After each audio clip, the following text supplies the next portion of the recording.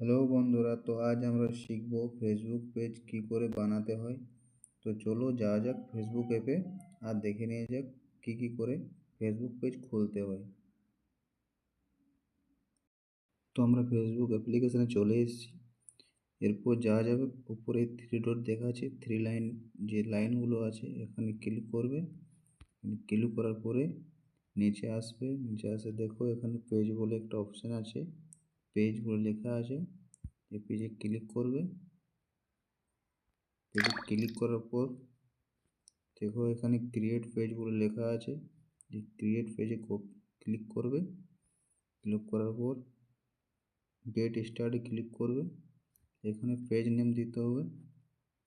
তো এখান থেকে পেজ নেম যে কোনো দেবে, যার যেটা পেজ রাখার ইচ্ছা।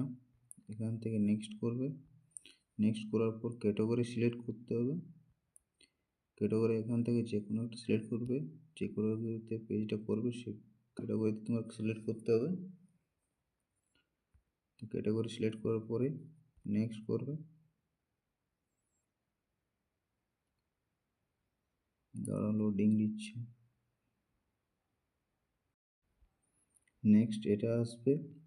এখানে তোমাকে এখানে কিছু না দিলেও হবে, কেউ তোমার সোশ্যাল মিডিয়ার কোনো একটা সাইটের নাম লিঙ্ক দিয়ে দেবে। তো নেক্সট করবে। তারপর তুমি এখানে তোমার প্রোফাইল দিতে পারো, এখানে তোমার কভার ফটো দিতে পারো। তারপর ডান করে দেবে। ডান করার পেজ ডান করার পরে তোমাদের পেজটা খোলা হয়ে যাবে।